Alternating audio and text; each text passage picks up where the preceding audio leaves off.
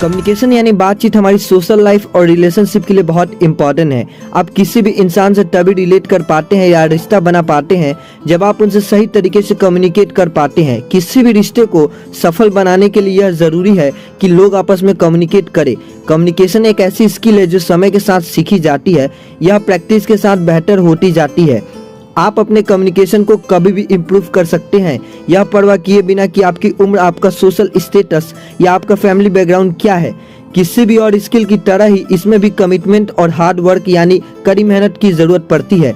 यह आसान नहीं है लेकिन मुमकिन है। कम्युनिकेशन स्किल तभी काम करेंगे जब हम उन्हें प्रैक्टिस में लाएंगे और अपनी रोज़मर्रा की लाइफ में इसका इस्तेमाल करेंगे। यह बुक आपको यह सिखाएगी कि आप कैसे अपने कम्युनिकेशन स्किल को और भी बेहतर बना सकते हैं। Day 1 listening. कम्युनिकेशन का एक बहुत ही ज़रूरी पहलू है लिसनिंग यानी कि सुनना। आप सामने वाले इंसान से असरदार तरीके से बात कर पाए, इसके लिए ज़रूरी है कि आप में अच्छी लिसनिंग स्किल हो। लिसनिंग का यह मतलब नहीं है कि आप बस चुप होकर अपनी बात कहने के मौके का इंतज़ार करें, बल्कि इसका मतलब यह है कि आप सामने वाले को अपने दिल की बात रखने का मौका दें। जब आप सुनते हैं तो आप सामने वाले इंसान को अपनी सोच, अपनी राय और अपने आइडिया रखने का मौका देते हैं। एक नामी साइकोलॉजिस्ट कार्ल रॉगर का यह मानना है कि जब हम किसी को अपनी फीलिंग्स के बारे में बात करने का मौका देते हैं तो उनके सोच और व्यवहार में बदलाव आ जाते हैं। हम अपने प्रॉब्लम पर बेहतर तौर पर काम कर पाते हैं, उन्हें तब सॉल्व कर पाएंगे जब हम किसी ऐसे इंसान से बात करें जो हमें अच्छी तरह सुन और समझ सकता हो। अगर सामने वाले इंसान के आइडियाज़ हमें बेहतर लगे तो भी यही अच्छा होगा कि हम एक बार उनकी बातों को सुनकर रखें। इफ़ेक्टिवली लिसनर बनने के लिए यह ज़रूरी है कि हम शांत रहकर दूसरे को उनकी बात बोलने का मौका दें। दूसरों की ओर सब्र और समझ दिखाकर हम उन्हें यह मौका देते हैं कि वे अपनी प्रॉब्लम्स को हैंडल और उन्हें सॉल्व करने के नए तरीकों को ढूंढ सके। आप बेहतर लिसनर कैसे बन सकते हैं? बेहतर लिसनर बनने के लिए आप यह कर सकते हैं कि जब सामने वाला बात कर रहा हो तो आप उन्हें हिम्मत देने के लिए यह दिखा सकते हैं कि आप उनकी बातों को अच्छी तरह सुन रहे हैं। सिर हिलाने या बात में दखल ना देने वाले शब्द जैसे कि अच्छा या यूज़ कर सकते हैं। आप सामने वाले को यह एहसास दिला सकते हैं कि आप उनकी बातों पर ध्यान दे रहे हैं। ऐसा करने से आप उन्हें और हिम्मत देते हैं जिससे वे अपने मन की बात कर पाते हैं। सामने वाले को एक साथ अपनी सारी बातें बोलने का मौका देने से भी आप अच्छे लिसनर बन सकते हैं। यह तरीका तब ज़रूर काम आता है जब सामने वाला बहुत गुस्से में हो और वह सिर्फ यह चाहता हो कि कोई उसकी बात सुने। ऐसा करने से उसका गुस्सा कम होगा और वह इंसान शांत हो जाएगा। जब कोई इंसान आपसे इंफॉर्मेशन शेयर करता है तो आप उन्हें जज करते हैं और यह अंदाज़ा लगाते हैं कि वो इस वक्त कैसी हालत से गुजर रहा है। सामने वाला कैसी सिचुएशन एक्सपीरियंस कर रहा है यह समझने के लिए आप अपने मन में उसे लेकर कई बार थ्योरीज बनाते हैं। यह आपकी ओर से एक गलती है। जब सामने वाले इंसान को यह पता चलेगा कि आप उन्हें जज कर रहे हैं यानी उन्हें लेकर अपने मन में कोई राय बना रहे हैं, तब उन्हें यह बात अच्छी नहीं लगेगी। आपको सलाह देने से खुद को रोकना चाहिए जब तक कि सामने वाला खुद एडवाइस ना मांगे। आपको सामने वाले को यह भी नहीं कहना चाहिए कि आप समझ सकते हैं कि वे किस दौर से गुजर रहे हैं, क्योंकि आप सच में यह बात नहीं समझ सकते। ऐसा हो सकता है कि आप भी उनकी सिचुएशन से मिलती जुलती सिचुएशन से पहले भी गुजर चुके हों, लेकिन यह ज़रूरी नहीं है कि आपके रिएक्शन भी उनके जैसे होंगे। हमारे स्वभाव, इमोशन, पिछले एक्सपीरियंस और फैमिली बैकग्राउंड एक दूसरे से अलग होते हैं। जब कोई आपसे सलाह मांगे तो आपको यह सोचना चाहिए कि वह इस पर कैसे रिएक्ट करेगा और यह समझना चाहिए कि आपको कब रुकना है। सामने वाले की बॉडी लैंग्वेज आपको यह बता सकती है कि उन्होंने आपकी दी हुई एडवाइस पर कैसे रिएक्ट किया है। तब आप यह बात कर सकते हैं कि आपकी एडवाइस अच्छी तरह से ली गई है या नहीं, और इससे यह समझ सकते हैं कि आपको कब रुकना चाहिए। जब भी आप किसी को सलाह देते हैं तो आपको यह समझना चाहिए कि सामने वाला आपकी सलाह ले सकता है या लेने से मना कर सकता है। आपको यह बात साफ साफ समझनी चाहिए कि उनके डिसीजंस में आपको दखल नहीं देना चाहिए। लिसनिंग स्किल की प्रैक्टिस कैसे करें? अगर आप यह जानना चाहते हैं कि आपकी लिसनिंग स्किल कितनी अच्छी है तो आप किसी ऐसे दोस्त या रिश्तेदार को कॉल कर सकते हैं जिनसे आपने लंबे समय से बात ना की हो। 20 मिनट की फ़ोन कॉल को यूज़ करके आप यह मेज़र कर सकते हैं कि आप दूसरों की बातों को कितने अच्छे से सुन सकते हैं, और यह मौका आप उन इंसान से अपना रिश्ता सुधारने के लिए इस्तेमाल कर सकते हैं। आप इसे रेगुलर प्रैक्टिस से और बेहतर बना सकते हैं। Day 2, avoid interrupting. आपको ऐसे किसी भी इंसान से बात करते हुए कैसा लगता है जो आपको बात के बीच में टोकता रहता है? ऐसे इंसान से चिढ़ होना नेचुरल है। सामने वाले को भी ठीक ऐसा ही फील होता है जब आप उनके साथ ऐसा करते हैं।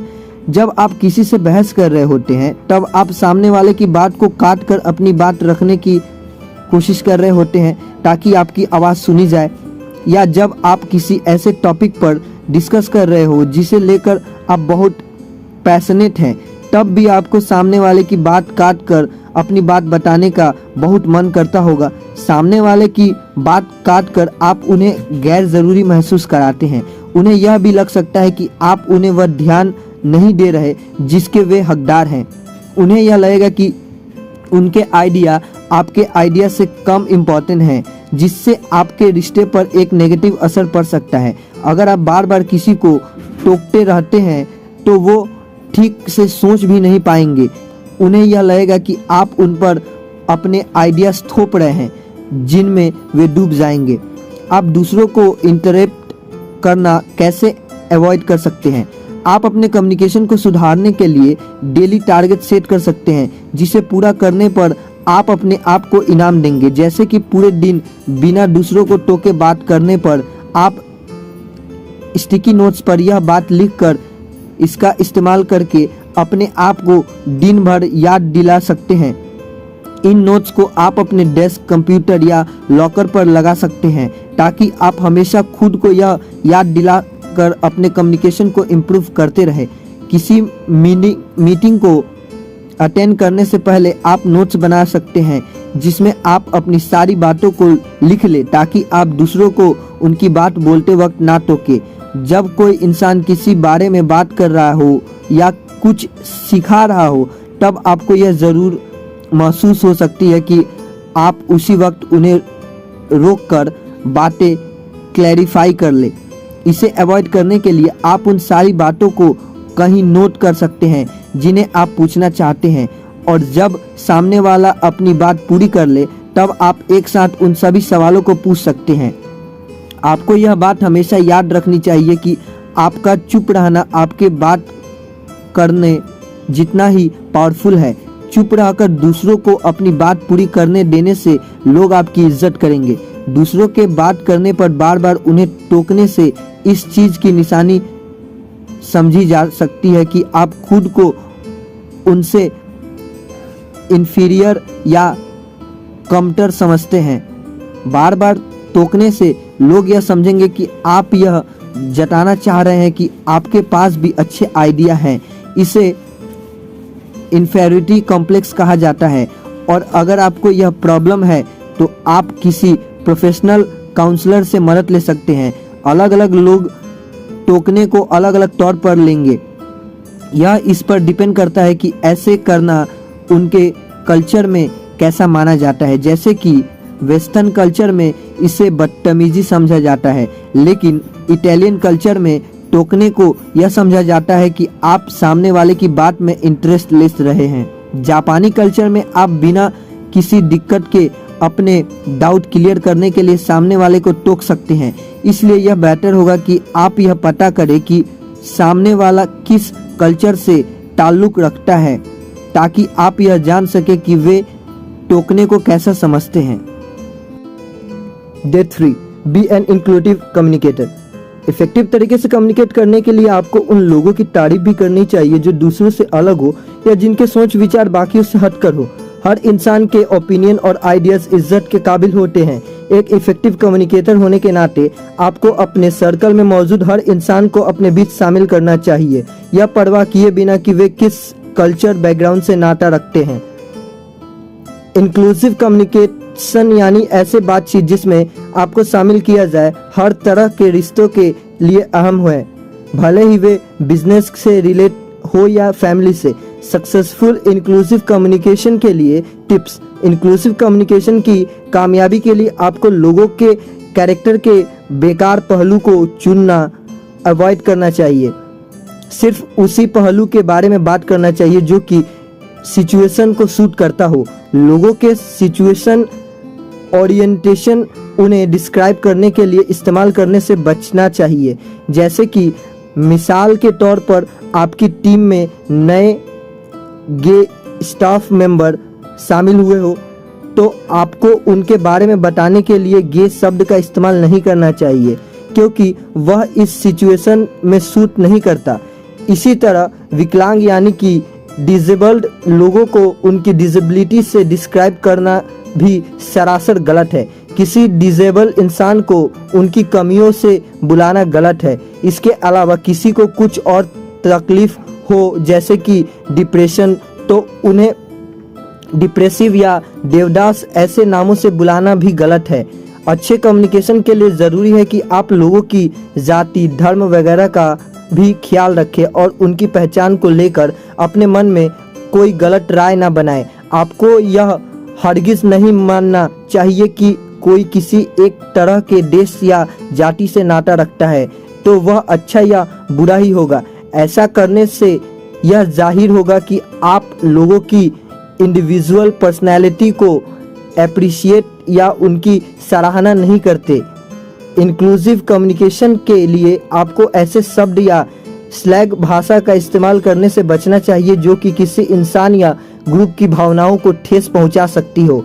आप अपनी कम्युनिकेशन स्किल्स यूट्यूब पर वीडियोस देखकर सुधार सकते हैं जहां दो या दो से ज़्यादा लोग डिस्कशन कर रहे हो। उनके डिस्कशन को देखकर ऐसे किसी इंसान को देखिए जो दूसरों के लिए पुरानी और घिसी पीटी सोच रखता हो और उससे खुद की तुलना करके यह देखिए कि क्या आप भी उन जैसे हैं। Day 4 explain your vocabulary. आप अपने शब्दों को कितने अच्छे से जानते हैं। कम्युनिकेशन प्रोसेस में कई तरह के वर्ड्स का आना, उन्हें सही जगह पर इस्तेमाल करना आना बहुत ज़रूरी माना जाता है। कई तरह के वर्ड्स की नॉलेज होने को इंटेलिजेंट और वेल एजुकेटेड होने से जोड़ा जाता है। यह आपको एक बेहतर कम्युनिकेटर बनाता है। अलग अलग वर्ड्स की अच्छी नॉलेज आपको पर्सनल और प्रोफेशनल लाइफ में बढ़ने में मदद करेगी। जॉन ओ कॉनर ने यह पता लगाया है कि जिन लोगों को शब्द को ज़्यादा जानकारी होती है उन्हें काम में टॉप पोजीशन में रखने का मौका मिलता है और वे ज़्यादा सक्सेसफुल होते हैं। अच्छी कम्युनिकेशन इस बात पर भी डिपेंड करती है कि आपको कितने वर्ड्स की जानकारी है और उन्हें कब, कहां और कैसे इस्तेमाल किया जाए, इस चीज़ की भी जानकारी है। कम्युनिकेशन किसी भी कामयाब रिलेशनशिप का आधार है। जब आपको ज़्यादा वर्ड्स की जानकारी होगी तब आप अपने मन की बात बेहतर तौर पर एक्सप्रेस कर पाएंगे और नए आइडियाज आसानी से समझ पाएंगे। शब्दों की अच्छी जानकारी होने से आप लिखने और पढ़ने के जरिए लोगों से बेहतर तरीके से कम्युनिकेट कर पाएंगे और बेहतर और मजबूत रिश्ते बना पाएंगे। वोकैबुलरी एक मजबूत प्रोफेशनल बैकग्राउंड बनाने के लिए बहुत ज़रूरी है। अपनी वोकैबुलरी को कैसे सुधारें? आप वर्ड्स को लेकर अपनी नॉलेज को हर रोज कुछ नए वर्ड्स सीखकर और बेहतर कर सकते हैं। आप हर रोज कुछ नए वर्ड्स सीखकर उसे दिन भर में लोगों से बात करते वक्त यूज करने को अपना डेली रूटीन बना सकते हैं। इन नए वर्ड्स के बारे में और इनके मीनिंग को आप अपने दोस्तों को भी बता सकते हैं। आप बुक्स पढ़कर भी वोकैबुलरी को बेहतर बना सकते हैं। हर रोज आप कोई नई या ज़्यादा चैलेंजिंग बुक पढ़ सकते हैं। अपने डेली शेड्यूल में से कुछ समय आप नए वर्ड्स को सीखने और उनके मतलब को समझने में बिता सकते हैं। अगर कोई आपके सामने नया शब्द यूज़ करे जैसे आपने पहले कभी ना सुना हो तो आपको सामने वाले से हमेशा इस बारे में पूछ लेना चाहिए। पूछने का मतलब नहीं होता कि आप बेवकूफ़ हैं। इसका मतलब यह होता है कि आप कुछ नया सीखने की इच्छा रखते हैं।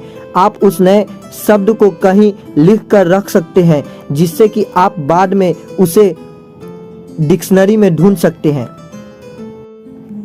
डे 5 चूज योर वर्ड्स विजली। कुछ शब्द जो आप कम्युनिकेट करते वक्त यूज करते हैं वे आपके लिए बाधा बन सकते हैं। कम्युनिकेशन को बेहतर बनाने के लिए आपको ऐसे शब्दों का इस्तेमाल करना अवॉइड करना चाहिए जिनसे आप पर नेगेटिव असर हो सकता है। आपको पॉजिटिव तरीके से कम्युनिकेट करना शुरू करना चाहिए।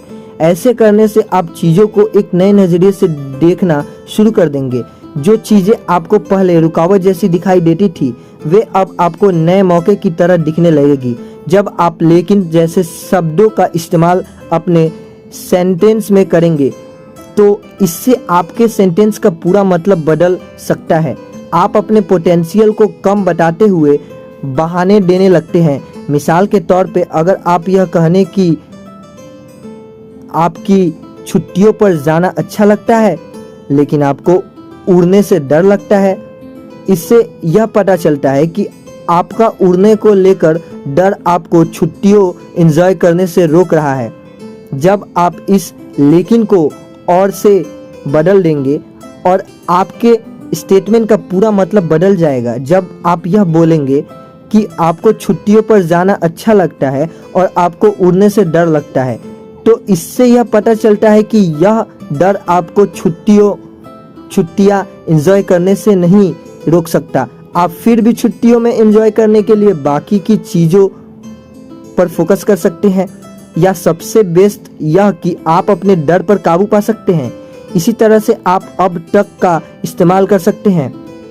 अब तक लगाने से यह साबित होता है कि आप में अभी भी उम्मीद बाकी है और आप किसी चीज़ को अभी भी पा सकते हैं। जब आप कहते हैं कि आप अब तक सक्सेसफुल नहीं हुए हैं तो इसका यह मतलब बनता है कि आप सक्सेसफुल बनने के प्रोसेस में हैं।